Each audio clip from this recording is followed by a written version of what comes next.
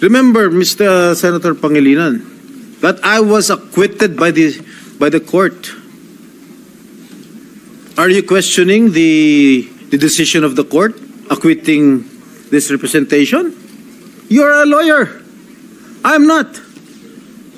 You shouldn't be talking that way. You are undermining the judicial process in our country. You being a member of the bar. The point is, an investigator cannot be judged at the same time.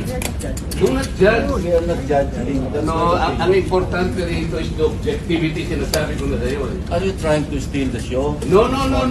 Sabi pa niya, are you trying to steal the show? Di ba? Hindi naman yun ang point ni Senator Marcoleta. Di ba? Ang point ni Marcoleta, let's follow the rules. Sa batas tayo. I am raising prejudicial questions. I am sinasabi ko, to prevent the proceeding? Mr. Chair, sinabi ko na sa iyo, the interest of this committee is the impartiality, the objectivity. Sana huwag kayong magbibigay ng opinion. Why did you choose, for example, Bryce? That's my opinion. You cannot question my opinion. Okay, magandang umaga po sa ating lahat at eto, magre-react tayo dito sa nangyaring Senate hearing. Itong si Senator Marcoleta at itong si Senator Ping Lacson ay nagkainitan at uminit nga itong si Senator Ping Lacson. Kasi nga itong si Senator Marcoleta ay sinagot niya yung parang interview ni Senator Ping Lacson na mas credible raw itong si Bryce. Itong si Senator Marcoleta ay hindi yan nagugustuhan niya. Okay? Kasi dapat resource person itong si Bryce at itong grupo ni na Diskaya na mag-asawa ay dapat equal yung treatment natin dito sa mga resource person. Okay? Kasi marami sa mga taong bayan ay nagtatanong bakit naman itong mga Diskaya hindi ito ang pinili ni Ping Lacson, na itong mga Diskaya ay merong nabanggit na Zaldico at Martin Romualdez. Pero sa kabuuan naman ay kanina itong si Bryce ay nabanggit na rin yung pangalang Zaldico. Pati itong si District Engineer Alcantara ay nabanggit na rin yung pangalang Zaldico. Na ayun na nga, sila na mismo ang nagsabi na may share itong si Zaldico. Ayan, grabe yan, no? At ayan na nga, no? Palitan ng salita. Tapos itong si Senator Soto ay para pang kumampi dito kay Ping Lacson. Okay, naging mainit rin. Ito, then pangalawang pag-usapan natin ay ating ire-react ay itong uminit rin itong si Senator Jinggoy na hindi niya nagugustuhan yung example o sinabi ni Senator Kiko Pangilinan. So, itong video na ito, pinakita yung sagutan, uminit itong si Senator Jinggoy at yung mga behind the scenes, no? Na itong si Kiko Pangilinan ay parang humingi talaga ng sorry dito kay Senator Jinggoy. Okay? So, yun po ang ating i-react ngayong araw na ito at ipapakita ko yan sa inyo. Pero guys, bago ang lahat, help me po muna na i-like at saka i-share itong video na ito para guys, kakalat ito sa taong bayan. Okay? Sabay-sabay muna tayong mag-like and share sa Donmar TV. Itong video na ito, like and share. 1, 2, 3, go! Okay, naka-like and share na ba lahat?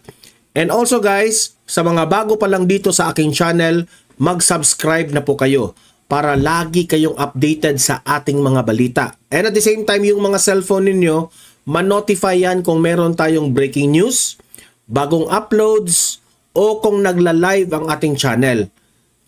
Ma-notify kayo lahat dyan. Kaya mahalaga po na mag-subscribe tayo sa Donmar TV. 1, 2, 3, go! Ayan, nakasubscribe na ba lahat?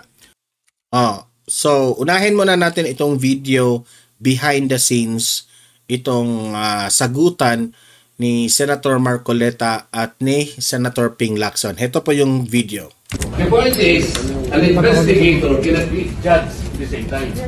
Do not judge. We are not judging. That's No, my ang importante rito is the objectivity, sinasabi ko na sa'yo. Are you trying to steal the show? No. Sabi pa niya, are you trying to steal the show? Di ba? Hindi naman yun ang point ni Senator Marcoleta. Di ba? Ang point ni Marcoleta, let's follow the rules. Sa batas tayo. I am raising prejudicial Or questions. you're I creating am trouble sinasabi ko, to prevent the proceeding? Mr. Chair, sinabi ko na sa iyo, the interest of this committee is the impartiality, the objectivity. Sana huwag kayong magbibigay ng opinion. Why did you choose, for example, Bryce? That's my opinion. You cannot question my opinion. Outside of this... Opinion raw niya. Kasi one of the interviews, itong si Senator Ping Lacson, ay nagsabi siya na mas credible raw itong si Bryce. Naalala ko pa yan eh. Ayon kay Marcoleta, hindi po tama yun. You are the chairman of the Blue Ribbon Committee and you are giving an opinion. Okay? Pero ang reasoning nitong Senator Ping Lacson, outside raw yun sa committee hearing. Kaya sinabi niya yun. Hindi pa rin yan. Okay? Tama, dapat imbestigahan natin yung dalawa. Okay? Si Bryce at si Diskaya kasi mahirap naman na ikaw ang paniwala mo mas credible si Bryce tapos bakit yung Diskaya hindi, di ba? Then una nga no na sinabi ng mga Diskaya na nabanggit yung Martin Romualdez at Zaldico. Bakit ngayon? Ngayon lang binanggit ni Bryce at ni Henry Alcantara ang Zaldico. 'Di ba? Ngayon lang nila nabanggit. So meaning to say, mas una pang nagsasabi ng totoo ang mga Diskaya. So, you cannot question my opinion. You cannot question raw my opinion. Opinion mo nga yan. Dapat kang tanungin. You can always question your opinion. Bakit nga yan? Di ba? Yan ang hirap sa atin. Chairman tayo tapos hindi ka na pwedeng questionin sa opinion mo. Ano ka? Sarado ang isip mo? Hindi pwede yung ganyan. You also express your I opinion. am questioning your opinion because you are the chairman of this committee, Mr. Di ba? Tama si Marcoleta. Dapat kang questionin because you are the chairman of this committee.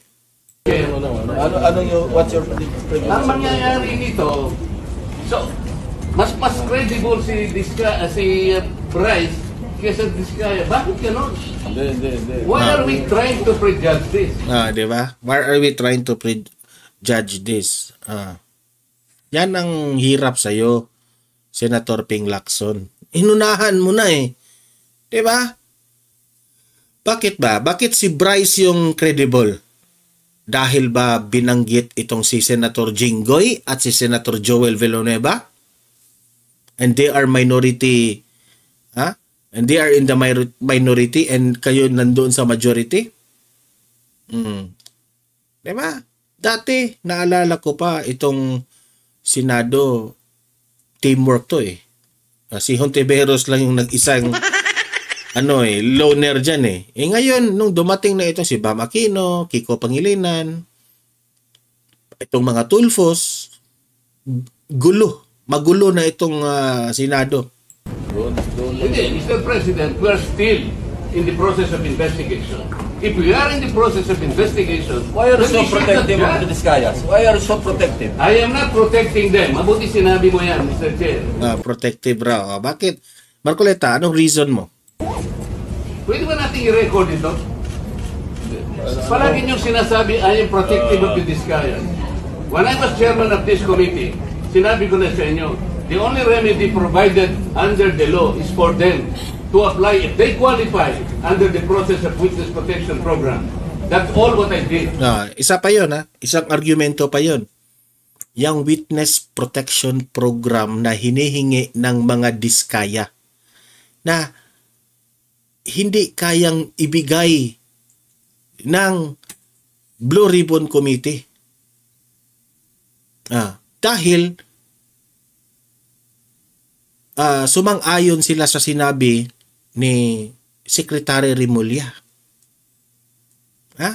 Hindi sila nag-follow ng batas doon, pero pilit nilang hindi raw pwede na hindi isasauli ng mga diskaya muna ang kanilang mga ninakaw, saka sila protektahan ng Witness Protection Program. Mali Hindi po ganyan ang batas. Sabi pa nga ni Senator Marcoleta, baguhin mo ang batas? Lawyer itong si Remulla, pwede kang madisbar niyan. Ganyan po kaseryoso ang ganyan po kaseryoso tayo when speaking of batas. Pinagtatawanan ngayon itong si Remulla at itong si Senator Erwin ngayon. Sasabihin ni Senator Erwin, wala kang paki sa batas. Sometimes we have to bend the rules. Sakit sa ulo. Tama yung sinabi ni Robin Padilla. Buti pa itong si Robin Padilla, Hindi ito lawyer pero alam niya ang basic. Kasi ang kanilang reasoning, ang taong bayan, ang nagsasabi na isauli ang mga ninakaw ninyo. Tama naman ang taong bayan. Pero we have a due process kung paano isasauli itong mga ninakaw na pera. Kasi yung taong bayan, sumisigaw rin. Ninakaw yung aming mga tax namin. Ayaw na naming magbayad ng tax dahil ninakaw ng mga politicians. Itong mga politiko na ito, ninakaw. Ayaw na naming magbayad ng tax. Opinion rin ng taong bayan. Susundin rin natin yun. Kagaya ng sinabi nilang isauli yung ninakaw. Hindi, di ba? Merong batas niyan na ang taong bayan dapat magbayad ng tax. So, hindi na lang natin i-follow yun. Kasi pwedeng i-bend natin yung rule of law natin dahil taong bayan. Hindi pwede, di ba? Ganon po, hinahalin tulad ni Senator Robin Padilla na hindi pwedeng hindi natin respetuhin ang batas at basta-basta na lang natin ibaliwala at i-bend natin yung batas. Hindi yan pwede. Karapatan yan ng mga diskaya na mag-apply sa Witness Protection Program. Karapatan yan nila. Nasaan ang human rights natin dito? Di ba? Yan ang hirap sa inyo. Ang ipinaiiral ni Senator Marcoleta ang batas. Pero kayo, wala. Wala. Caught on the, kayo Alam nyo kasi yung mga pinagsasabi nyo na nakalibutan nyo ang batas at ang sobrang taas ng pride ninyo only to find out na hindi na pala naka-align sa batas yung mga pinagsasabi nyo. Di ba? Hindi nyo kasi maluloko itong si Senator Marcoleta. Tingnan walang respeto itong si nagsasalita pa itong si Senator Marcoleta. Sinabi na ni Ping Lacson, session resume. Kasi wala na Wala na silang ika-rebuttal. So sa debate pa, wala na. Talo na sila. Wala na. Mr. Alcantara, you proceed. Mr. Alcantara, you proceed. Wala na. Kasi hindi na sila makagawa ng explanation sa argumento ni Senator Marcoleta. Kaya sabi ko, hindi talaga ako hindi talaga nasayang yung boto ko dito kay Senator Marcoleta. At yung mga sabi ng taong bayan na ito ang magiging future Vice President, tandem with Vice President Sara Duterte sa pagiging presidente. Magaling yung dalawa. Sabi ko sa inyo. Ito naman, after those mga palitan ng mainit na salita, ay itong si Senator Marcoleta ay nagpaliwanag sa kanyang sarili, sa anong gusto niyang punto doon. Okay? Sa mainit na exchange words of, na yun. Okay? Heto po yun. Panoorin natin. Importante po ang aking itatanong sana sapagkat kaninang tinatanong ko siya, pinipilit niya yung opinion niya na kinakailangan talaga magsoli yung mga diskaya para tanggapin niya yung aplikasyon. Wala naman po talaga sa batas yun. Ipipilit ba ang opinion ng isang undersecretary o isang secretary ng Department of Justice samantalang maliwanag na maliwanag po ang requisites ng batas? Itingnan mo po natin ngayon, Mr. Chair, ang dilemma nitong dalawang mag-asawang ito.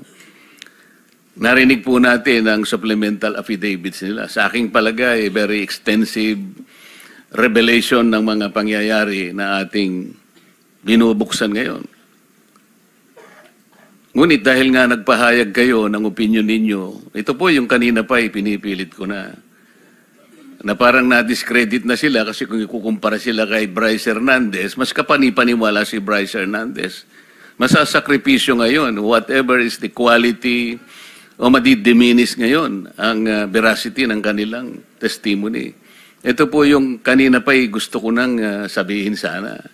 Paano natin paniniwalaan sila ngayon kung nakapagpahayag na tayo ng opinion tungkol kung sino po yung dapat paniwalaan dito? For the record, Your Honor, naniniwala ako sa kanilang mga pahayag ngayon. Alam niyo, yung credibility, relative yan eh.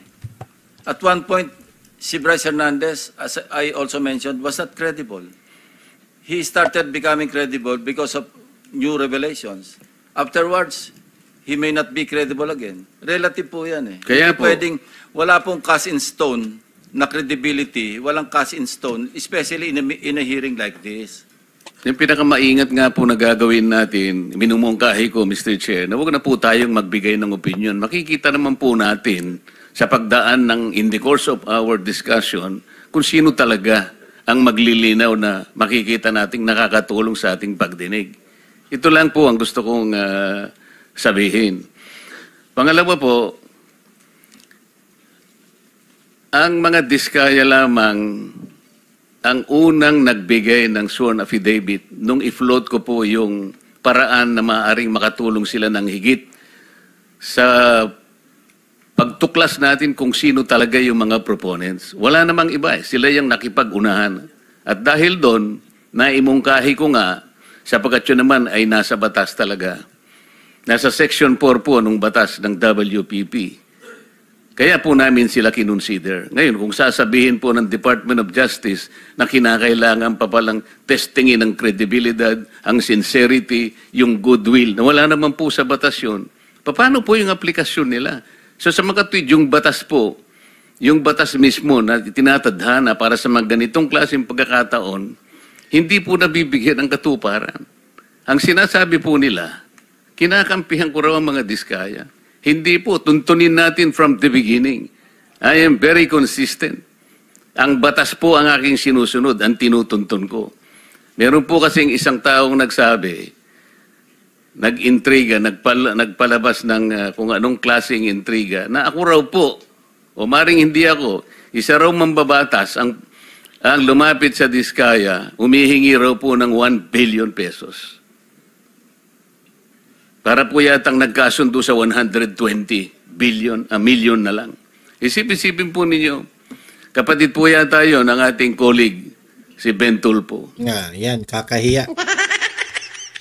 Yung kapatid nyo, sitahin nyo yan. Yung hindi yan Ben Tulfo. Si ano yan, yung matandang Tulfo, yung sinapak ni Claudine Barreto. Di ba? So ngayon po, ang dami nagsasabi na baka ako yun. Sa akin lang po, okay lang yung magpalabas sila ng ganun eh. Basta may maniwala lang sana na mas maraming tao na hindi totoo ang sinasabi. Para sa akin, okay na po. Pero hindi yun Ben Tulfo nagkamali lang si Marcoleta doon. Babawiin niya yan eh. Mr. Diskaya, meron bang pagkakataon ako nagpahaging sa iyo ng kahit ano pa? Your Honor, wala po talaga. Saan ang galing yung binanggit ni Ben Tulfo na merong isang mambabatas? Your Honor, wala po akong idea, Your Honor. Hindi po Ben Tulfo, Ramon Tulfo pala. Sorry. Yun, yung Ramon Tulfo. Yung kinaladkad ni, Claudine Barreto. Yung kinaladkad yan ni Claudine Barreto eh. Your Honor, wala po akong idea, Your Honor, kung saan po nanggaling.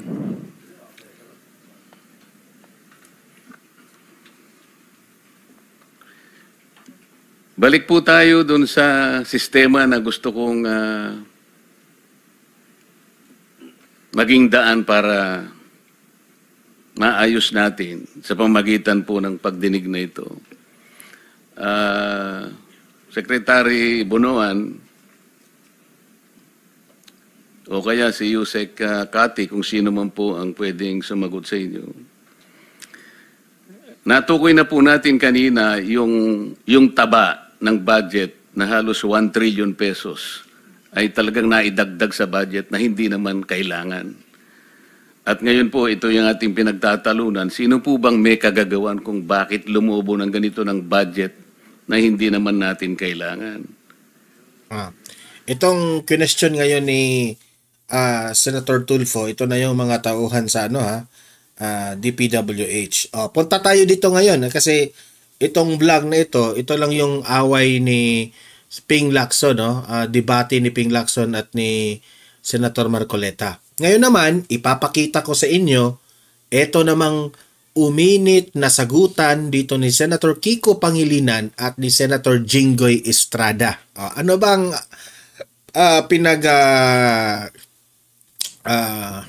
pinag-initan dito ni Senator Jinggoy? Ito, panoorin natin. Mr. Chairman. Yes, Senator Pangilinan. Well, if I may, kung maaari ko sigurong yung statement ni Senator Kiko Pangilinan dyan, yan ang dahilan bakit uminit itong si Senator Jinggoy. Ito yung statement. Yung komento is, siguro kung yung Napoles cases nauwi dun sa halip na absuelto, kulong, baka hindi na nangyari itong mas malaking kurakot.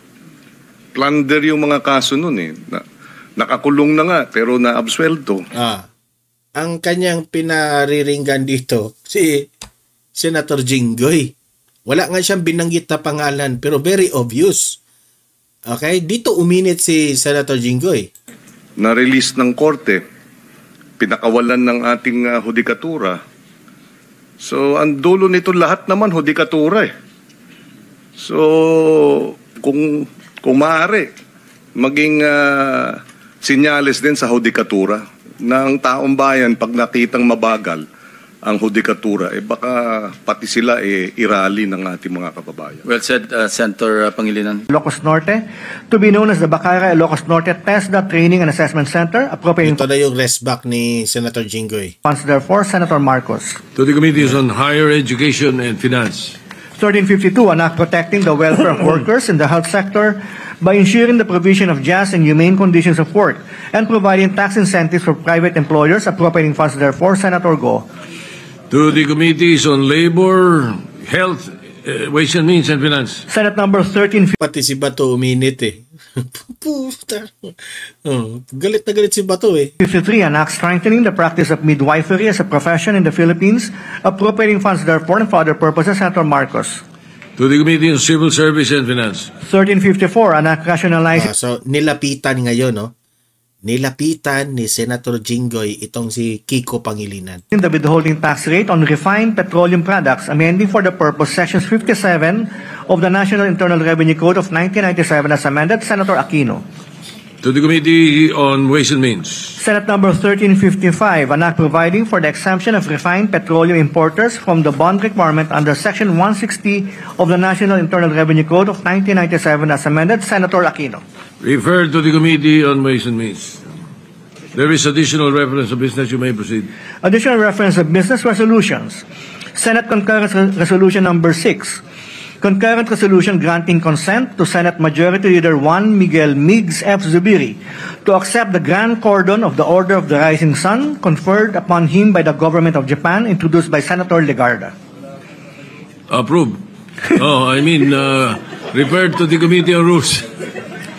Proposed Senate Resolution number 124. Ayan, tumatawa-tawa lang dyan si Senator Jinggoy ha, pero mainit na yung palitan ng salita ng dalawa. Resolution congratulating and commending Padel Pilipinas for its historic victory at the 2025 Asia Pacific Padel Cup held from 28 to 31 August 2025 in Selangor, Malaysia. Senator Villanueva. Refer to the committee. Si Bato ha, parang tinapik niya itong si Senator Jinggoy.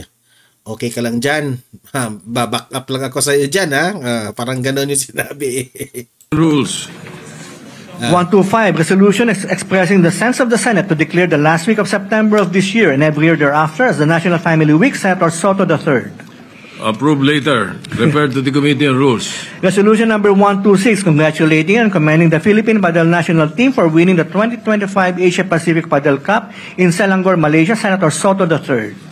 Refer to the committee on rules. Resolution number 128, commemorating the 115th birth anniversary of Wenceslao Q. Vinsons and honoring him as the perpetual symbol of... Parang binokoutan lang nila, no? Walang magandang natapos na salita silang dalawa. Hope and youthful leadership in the struggle against poverty, inequality, and corruption. Senator Pangilinan. Refer to the committee on rules. Resolution number 129, congratulating and commending the Asia Pacific Padel Cup 2025 Philippine delegation for emerging as champions of the 2025 APPC, held from 28 to 31 August 2025 in Selangor, Malaysia. Senator Legarda. To the committee on rules. Resolution Mamaya magsalita sa mikropono itong si Senator Jinggoy ha. number 130, commending and congratulating Padel Pilipinas for clinching the championship title in the 2025 Asia Pacific Padel Cup APPC held in Selangor, Malaysia, and for bringing pride and honor to the Filipino people. Senator Go. Refer to the committee on rules. The presiding officer stands corrected. The roll call, there were 21 senators who answered to the call of the roll. For the record. Thank you, Mr. Majority Leader. Thank you, Mr. President. Mr. President, we'd like to recognize a distinguished colleague from San Juan, Senator Jinggoy Estrada, to take the privilege of... Ito na ha, kung gaano kagalit itong si Senator Jinggoy. Panoorin niyo. Senator Jinggoy Estrada is recognized. It is just a manifestation, Mr. President. I am not availing of the privilege hour. Mr. President, I cannot, in good conscience, let the remarks made earlier by our colleague, Senator Francis Pangilinan, during the Blue Ribbon Committee pass without rebuttal. His comments, while not naming us directly, were laced with insinuations, clearly aimed at me and former Senator Bong Revilla, and the legal ordeals I have already faced. With due respect, such statements are not only unfair, they are malicious and utterly uncalled for. Mr. President, let me put on record. Hinarap ko po ang mga kasong isinampa sa akin.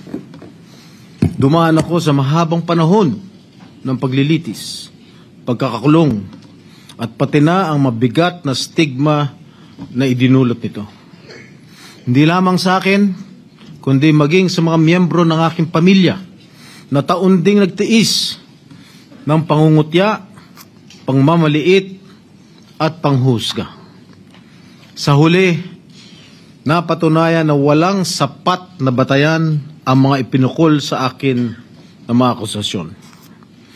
Hindi ko kailanman nanaisin na pagdaanan nito ng sino man sa aking mga kasamahan dito ngayon. Mr. President, the courts have spoken with finality. To cast doubt on these decisions is not only an insult to me personally, but a dangerous affront to the judiciary. It undermines the very foundation of our justice system and erodes public trust in due process. Ginoong Pangulo, hindi ako tutol sa sinasagawang pagdinig ng Blue Ribbon Committee. Ngunit, hindi ko pahihintulutan na ang kasalukuyang issue ay gamitin upang idikit muli sa akin ang mga maling paratang at sadyang impluwensyahan ang opinyon ng publiko. Ang mga kasong may kinalaman sa PDAF ay naresolba na ng korte matapos ang masusing proseso ng batas. To insinuate otherwise is nothing less than an attempt to rewrite history and to malign the integrity of the judicial process. I urge my colleagues to exercise prudence, fairness, and much of all, respect. Pagsabi niyang respect, tiningnan niya itong si Senator Kiko. Yan si Senator Kiko, yan ang ulo. Respect. Tiningnan niya. Wala kasing respeto itong si Senator Kiko sa kapwa niya mga senador eh. I too deserve to be heard and to defend myself, whether in this august chamber or before any court of law. I am more than ready to dismantle the baseless lies being peddled in the Blue Ribbon Committee, come hell or high water. And I will not allow discredited narratives to be weaponized for political grandstanding. I will not allow my honor, hard-earned and vindicated by the courts, to be sullied by careless remarks. And I hope the committee, the Blue Ribbon Committee, will expunge from the record such malicious and unwarranted remarks that serve no purpose but to malign and mislead. Thank you, Mr. President. Thank you, Senator Serrano. Majority Leader. Blue Ribbon Committee will expunge from the record such... Ito ngayon, narinig siguro ni Senator Kiko Pangilinan, nag-rebuttal rin. Ito, panoorin natin. Such malicious and mislead. Wait, ito.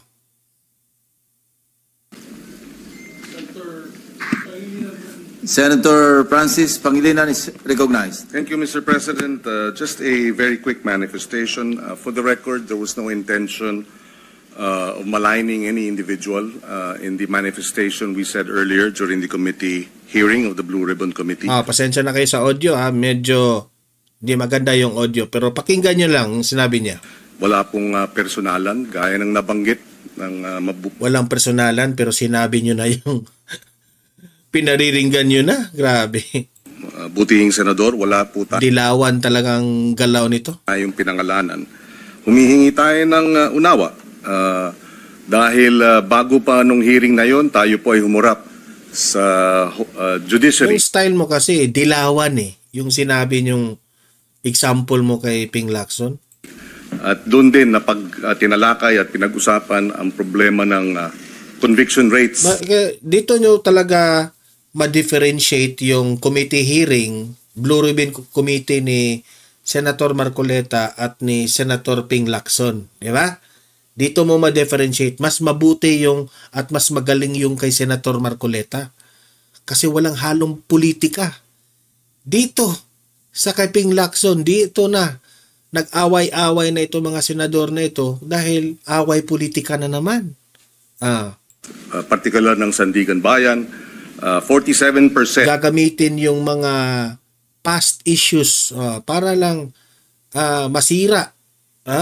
Kasi kaaway nila sa politika Pamumulitika yung kay Ping Lacson na Blue Ribbon Committee Ang conviction rates ng Sandigan Bayan, ibig sabihin sa bawat dalawang kaso, isa absuelto. That was the context, Mr. President, of our manifestation earlier. There was no intention of maligning any senator with that manifestation. Ito mag-rebut ito si Senator Jinggoy sa sinabi niya. Record, Mr. President. And again, humihingi tayo ng unawa kay Senator Jinggoy Estrada. Wala pong personalan yung ating earlier manifestation. I hope he will understand. Thank you, Senator Francis Pangilinan. Yes, you may respond. Ang sabi po ni Senator Pangilinan, wala ho siyang binanggit na pangalan. Pero napaka-obvious naman po ang kanyang sinabi kanina dun sa Blue Ribbon Committee. Ang sabi niya, if I may quote, well, if I may, kumari ko siguro i-komento, siguro kung yung Napoles cases nauwi doon, halip na absuelto kulong, baka hindi na nangyari itong mas malaking kurakot. Those were the words of Senator Kiko Pangilinan. Sino ba ang pinatatamaan niya? Sino ba ang pinatatamaan mo? Di ba? It's very obvious that I was being alluded to. Remember, Mr. Senator Pangilinan, that I was acquitted by the court. Are you questioning the decision of the court acquitting this representation? You're a lawyer. I'm not. You shouldn't be talking that way. You are undermining the judicial process in our country. You being a member of the bar. Thank you, Mr. President. May I ask, minute for suspension. Majority Leader. May I ask, how very... Session is suspended. So dito na. Bumalik si Senator Jinggoy sa kanyang upuan. Ito na yung nangyari.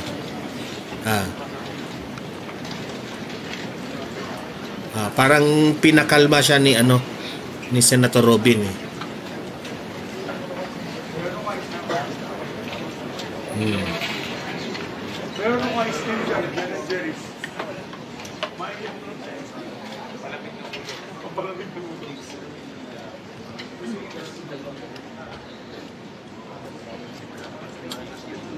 Alam niyo, sa totoo lang, no? Wala nang, yung mga matitino dyan na mga senador, yung mga, this is my own opinion, mga senador dyan na, yung mga pamumulitika yung Pakay, Bam Aquino, Kiko Pangilinan, Soto, itong si Tulfo, itong dalawang Tulfo, Rafi Tulfo at si Erwin Tulfo. Yang lima. Hontiveros, nandiyan pala si Hontiveros. Yang anim yata, dalawang Tulfo, Bam at si Kiko at itong si Soto, tapos si Hontiveros. Yang anim na yan. Yan ang virus dyan sa Senado, sa totoo lang. Ito mga ibang mga senador nagkakaunawaan eh.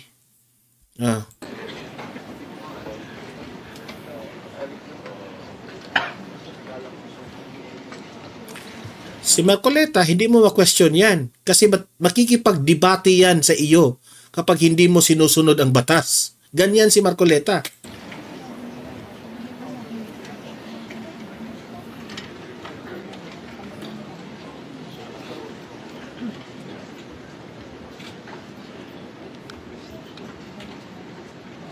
Parang natataranta na si Kiko. Pero at the end of the day, humingi yan ng tawad. Ito i-forward natin yung panahon na humingi na siya ng tawad. Yan. Kinausap yan ni Mig Zubiri. Tapos si Mig Zubiri na ang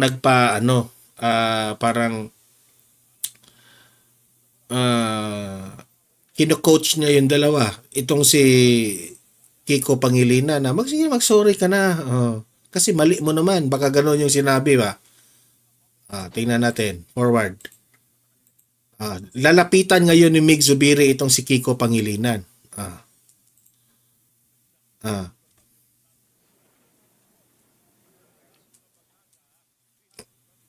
Kakausapin mo na si Senator Jinggoy na baka okay lang sa'yo na mag-sorry sa'yo si Kiko Pangilinan, parang ganon. So nag-explain rin si Senator Jinggoy, ako pre, hindi ko nagugustuhan siguro, ganon yun sinabi. Tapos ganyan, linapitan na ni Mig Zubiri itong si Kiko Pangilinan ngayon. Pre, para matapos na ito, mag-sorry ka na. Mag-sorry ka na. Ayan.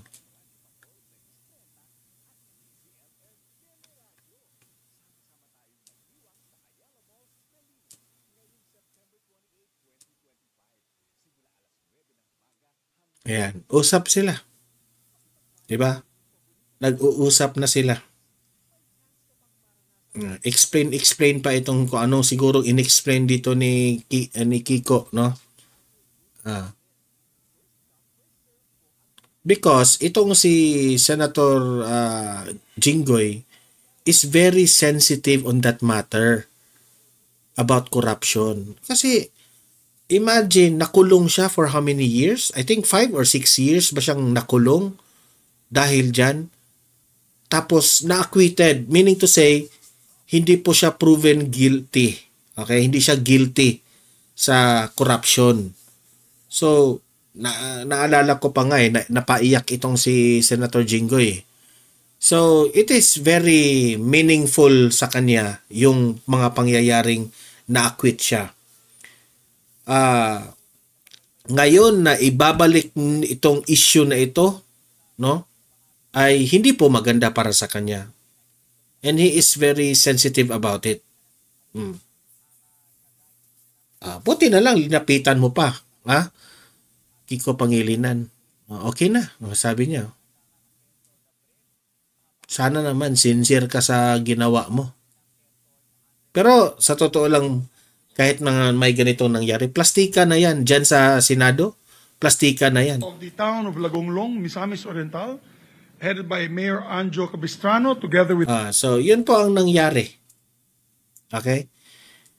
At the end of the day, no, politika pa rin. Kaya sabi ko, napalitan itong si Marcoleta bilang chairman of the Blue Ribbon Committee kasi po napalitan si Chis Escudero, the Senate President, nitong si Soto. At sino itong si Soto at itong si Ping Lacson? Mga tauhan lang naman ito ni Bongbong Marcos sa panahon ng kampanya. Kaalyado ng administrasyon. Diba? So alam na natin. Ito pala ang script nila para si Senator Ping Lacson ang maging chairman ng Blue Ribbon Committee para haharangin ang mga opinion ko lang ito na parang haharangin itong mga diskaya kasi maraming mga projects itong nagawa na nabigyan siguro itong si Zaldico at si Martin Romualdez. So, nako-connect na natin. Ayan. Pero buti na lang na itong si Bryce ngayon at si Alcantara ay na-mention na yung Zaldico. Kung meron kayong nalalaman patungkol kay Martin Romualdez, ano nyo rin. Sabihin nyo rin. Okay? Ang tanong namin sa iyo, Bongbong Marcos, bakit mo pinirmahan itong malawak na most corrupt budget of all time sa kasaysayan ng bansang Pilipinas? Pinaka-corrupt. Okay? So, kayo mga audience ko dito na nanonood, libre kayong mag-comment, mag-react. Anong masasabi nyo sa administrasyong Marcos? Tama pa ba? Kaya pa ba natin na siya ang presidente natin? Mag-comment, mag-react at usap-usap tayo sa comment section sa mga argumento ninyo.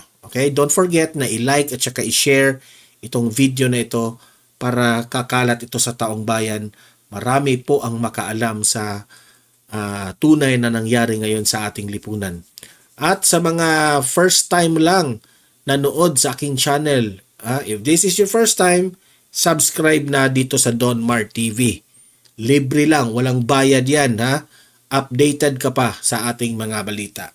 See you in my next video. Have a great day, have a great night. God bless po sa ating lahat. Mabuhay ang Pilipinas and God save the Philippines.